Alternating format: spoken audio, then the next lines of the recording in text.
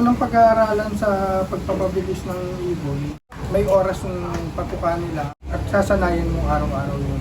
Kakampanlaban mo na maging siga siya sa loob. Pusa dapat na matapang na siya sa loob. Tsaka pag Ang laban sa dating puling. niya, ano siya, masigla talagang.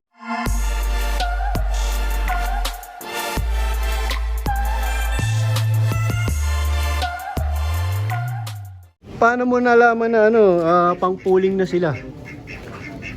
Una, nagtiwala kami sa sabi ni Sir Jansen, mabilis. Tapos una na-obserbahan namin talagang mabilis. Hanggang tinotos ko na, mabilis siya.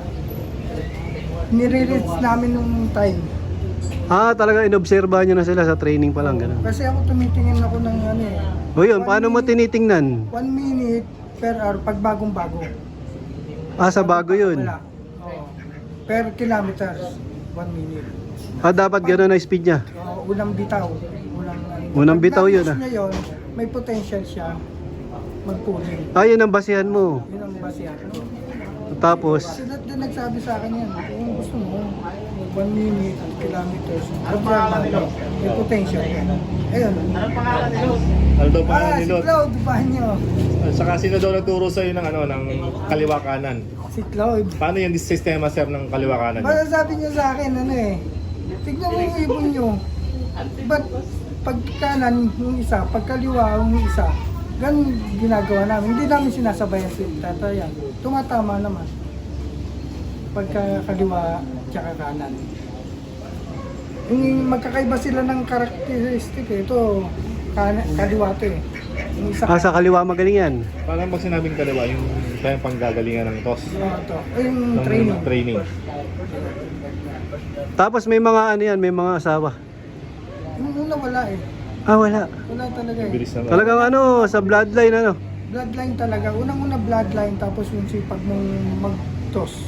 Self-toss. Self-toss profession. Sa tos. Yun ang the best na Ilang beses kayo sir na totos? Sa isang sinasama linggo? ko eh. Halos araw-araw eh.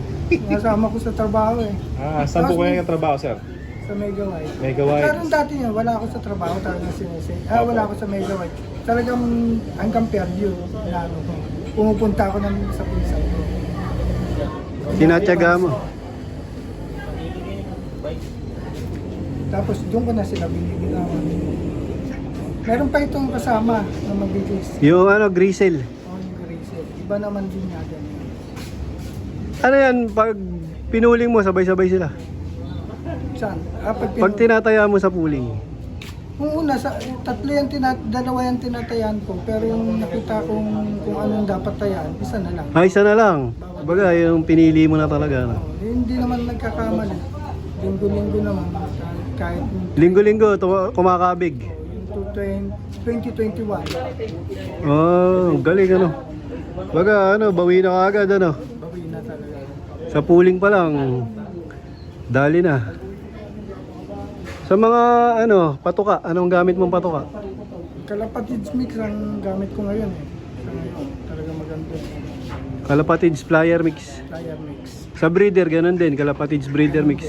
Tapos nahaluan ko lang ng Enerton. May halo. Hindi nawawala ko yan. Mga vitamins, anong binibigay mo? Dati nagpupula puti ako. Ngayon hindi na ako masyado mag-vitamins eh. Basta ang turo sa akin, sa breeder pa lang, kailangan matatag na. Para arawan mo, ulanan yung ibon, lalo na mga baby. Ulanan, arawan. At pag di nagkasakit yan, nag-survive sa sakit, yun ang basihan. Dun. Ganun. Ito pala, magkalaban lagi daw. Ito, sa pooling. Yung nanay nung motor winner ko. Ayan. Yan ang. Pero hindi Ito pala. itong ibon.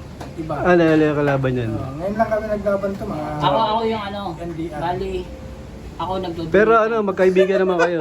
Magkaibigan kami. Yun ang isa lang na ibig sabihin. Dapat yung kalapati lang ang magkalaban.